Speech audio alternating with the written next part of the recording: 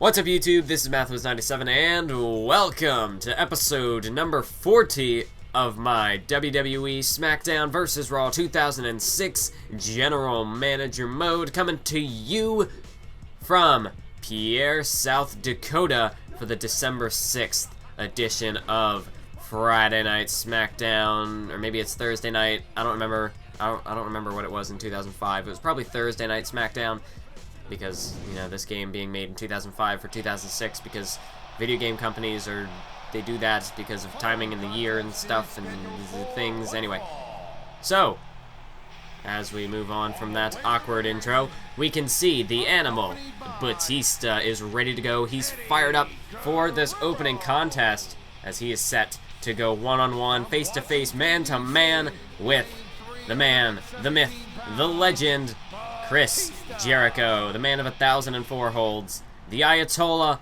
of rock and rolla, Y2J, Chris Jericho. And yes, we are continuing to build off of the tag team rivalry that we had going into Survivor Series, which resulted in an astounding 5-star triple threat tornado tag matchup, which was, of course, won by the team of Edge and this man, Chris Jericho, to retain their WWE Tag Team titles. And tonight, Batista is going to go one-on-one with Chris Jericho as we look to build towards an Armageddon pay-per-view, some sort of a tag title match perhaps between these two teams, as of course Batista and Eddie were originally the tag team champions before this whole triple threat tag team feud began.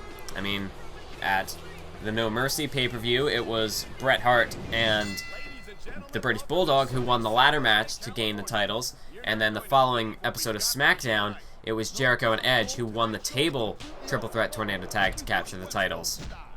So to be fair, Batista and Eddie never really got a fair one-on-one rematch, and that's what they're looking to try to achieve here. I mean, in a matchup like this, if Batista can beat Jericho, I think they basically deserve that rematch, so we'll see how things go. Of course, we still have rivalries carrying over, so hopefully the Batista-Edge rivalry doesn't go thumbs down before we run out, although I think it will. I don't think we're going to have enough length left on the Edge-Batista rivalry, so I had to start one up between Eddie and Jericho. Hopefully, by the time we get to the pay-per-view, I can do enough to build it up so that we'll get a decent match rating out of it.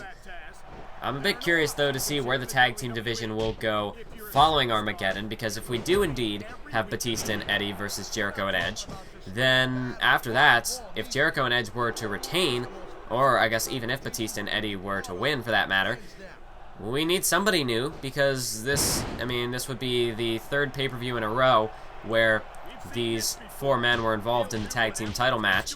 Not necessarily these 4 men against each other every single time, but, you know, they were still involved, so we would have to try to find somebody new to perhaps step up. And with tag teams, it's, you know, most of these tag teams that I have, I just basically kind of threw guys together that kind of had alliances in the past, or at one point were a tag team. Because I know somebody suggested, oh, go out and sign someone like Charlie Haas and then pair him up with Shelton Benjamin. But at this stage in the game, Charlie Haas's popularity is like a 30. How am I going to get him up to like a 60, a 70 so that he can actually challenge for the title and get a good match rating out of it? I mean, even at the time, I mean, by this point, if I had signed him back in like October, maybe September, he still probably wouldn't be any higher than a 40 or a 50.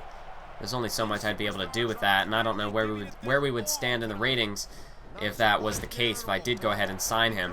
So I'll probably just pair up some other guys, because, I mean, the whole Big Show Kane tag team, that's not really going to work anymore, because Kane is, well, he's still battling Van Dam for the U.S. title. Big Show, maybe I'll try to find him a new tag team partner, try to throw him in the mix, or perhaps, well, we do have Christian and Shelton. They're kind of feuding it out, so perhaps one of them could find some sort of a tag team partner. Although, see, I don't know, because Christian, then he's a heel, and plus he has an alliance with Edge, so having him team up to face Edge and Jericho wouldn't make a whole lot of sense. At least that's not exactly what I want to do. So I'll have to figure something out. I'll come up with some sort of an idea as to what I'll be doing. But for now, let's just focus on Armageddon. Let's just focus on where we're going with Armageddon. And that is perhaps these 4 men. As Batista right now, it looks like he's struggling a little bit against Jericho. He does have the upper hand. But, oh, now Jericho with a low blow. Well, I mean, that's uncalled for. That's unsportsmanlike. But, of course, this is 2006. The referee, he's not going to call that. He's not going to call disqualification. Why? Why would he do that? I mean, a low blow is not illegal or anything. Why would you call disqualification? But anyway, I have given up trying to reason with this referee's logic. I don't know, and I don't want to know, and I probably never will know. So that's that. As we see, Batista now has got Jericho for a sidewalk slam, planting the man of 1,004 holds into the mat. And now Batista, he's got Jericho in his sights. Look at this, Jericho off the ropes. Nope, but Jericho, he managed to stop himself before Batista could even grab him. And now Batista tossed over the top rope, down to the floor by Jericho. But a low blow now from Batista. And, well, Jericho, he's going to pay the price as Batista's got him up. Look out, Jericho, Batista bomb. Batista bomb out onto the floor from the Animal. And, well, Jericho, he's in some big trouble now. But luckily enough, Edge is getting involved Eddie, he's getting involved as well. But the referee's not calling disqualification, because why would you do that? Outside interference, that's not illegal. That's totally within the rules. Referee now up to an 8 count. Oh, come on. We better not get some sort of screwy finish like we did the last time. Okay, looks like we're not. Edge, fortunately enough, threw Batista back inside the ring, so the match can indeed continue. Thought we were going to have a Triple H Benoit situation there. There is some, I don't know. I honestly have no idea what this referee's logic is. But Jericho now with a superplex, taking down Batista. As both men are down here, Jericho back to his feet. And Batista going to follow suit. He's made it back up as well. Chris Jericho, he's got the Animal. Backbreaker right there. Or perhaps a back neck breaker? Not sure. But Jericho now, oh, look at this. Look at the arrogance of Jericho. Just stepping on Batista for the pinfall there. Not even giving Batista the respect to actually pin him. But wait a minute, look at this. Jericho thought he was going for a roll-up, but instead, Jericho turns it into the walls. And Batista could be about to submit in the walls of Jericho, as Jericho's got it locked in, but Batista refusing to tap out, and he hangs on. And now Jericho with a kick, a chop. And Jericho now, he's fighting. He's trying to take the fight to Batista, but after Batista just broke out of the walls of Jericho, Jericho, he's got to be doubting himself perhaps a little bit. Wait a minute, roll up. But a rope break as Batista was able to reach that bottom rope.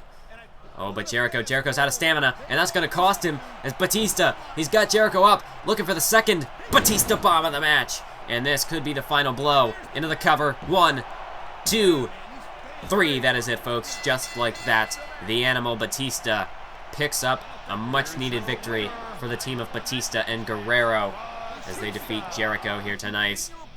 So, yeah, that basically confirms it, as it will be Batista and Eddie Guerrero taking on the team of Edge and Chris Jericho for the tag team titles at the Armageddon pay-per-view.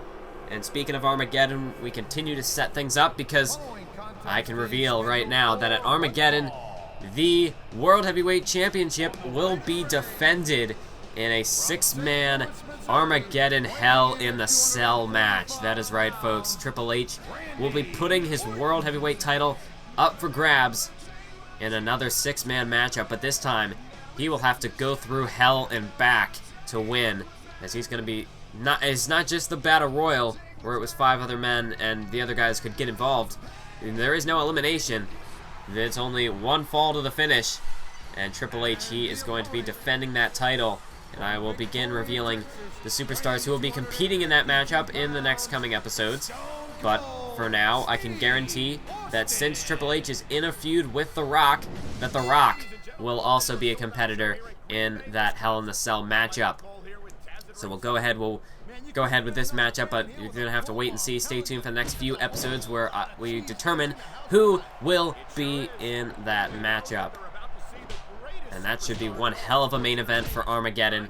I mean, we saw the last time the Hell in the Cell was brought out, it was at SummerSlam, where Bret Hart was defeated rather quickly by Triple H. I mean, the Hell in the Cell was rarely used. Not to say it wasn't used, but it was, you know, kind of sparingly used. So perhaps I would expect to see at Armageddon that this Hell in the Cell is going to be much more of an impact. It's going to have much more I can't even talk. It's going to have much more of an impact on the match at hand, especially with the fact that there will be 6 competitors battling it out.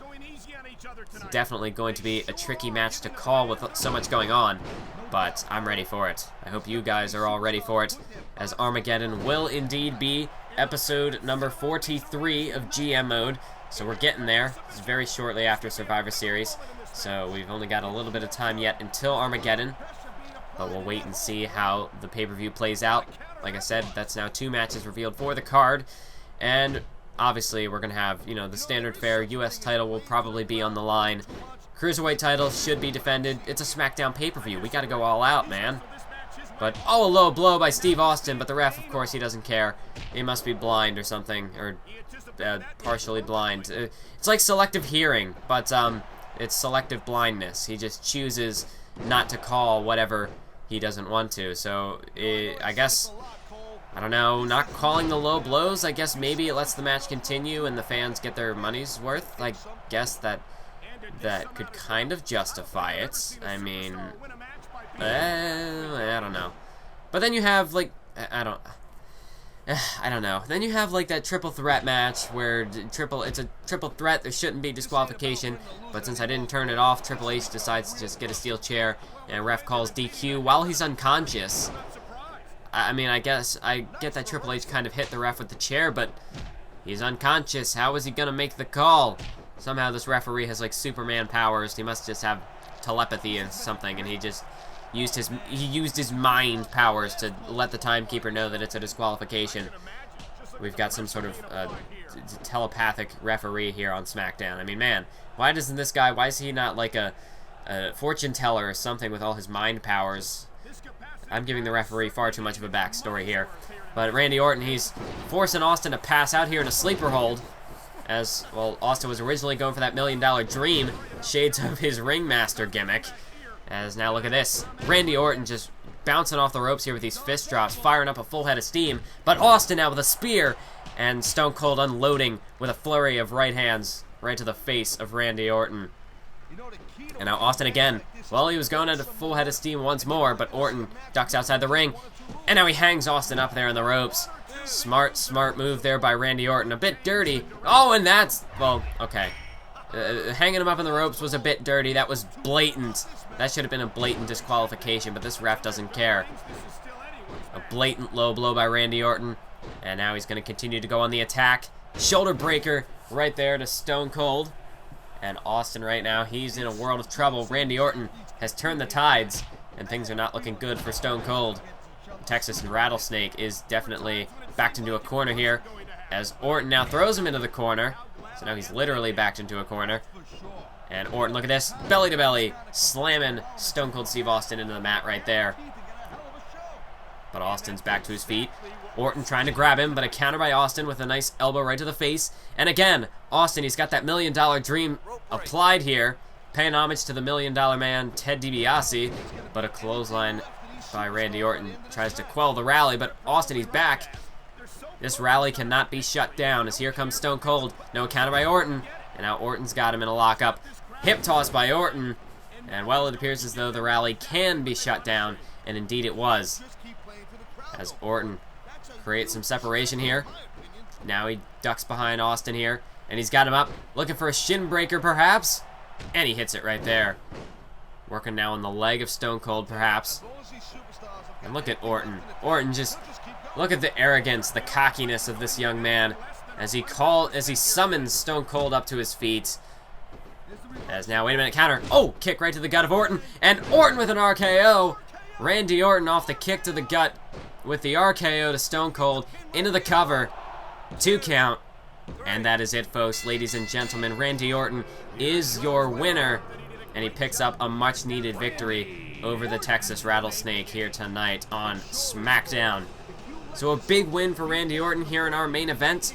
hopefully we can get a good rating out of this one, as Orton, I mean, he really needed that victory. Orton has just kind of been floundering about here on SmackDown, but perhaps could finally be getting himself on the right track. As we can see, another minor injury for Raw. As we see, also, they win the ratings war with a plus 30,000 gain, which, it's not good. It's not good for us. So yeah, we already got that message, that notification about the rivalry. So we're not going to get too much more mileage out of the Batista-Edge feud. I might get another week out of it at best. So I'm going to have to try to put more emphasis on the Guerrero-Jericho feud. Perhaps I'll do one of those sort of double booking scenarios where I can add 2 weeks to that one. That might work. But as we take a look, we have 8 rivalries going, which is really good. That's probably sort of the... I can't really get much higher than that, because then we just have... That's, well, 10 rivalries. That's everybody. So we have basically everyone on the show in a rivalry. There's not much more I'd be able to do than that. But I think that's what I'm going to try to shoot for maybe the rest of the series. Try to get a good 6 to 8 rivalries going, or maybe 9. I don't know exactly how I'm going to do that, but I'll try to make it work. I'll see how many rivalries I can get going. But anyway, that's it for this episode. I hope you enjoyed it. Make sure to stay tuned for the next one.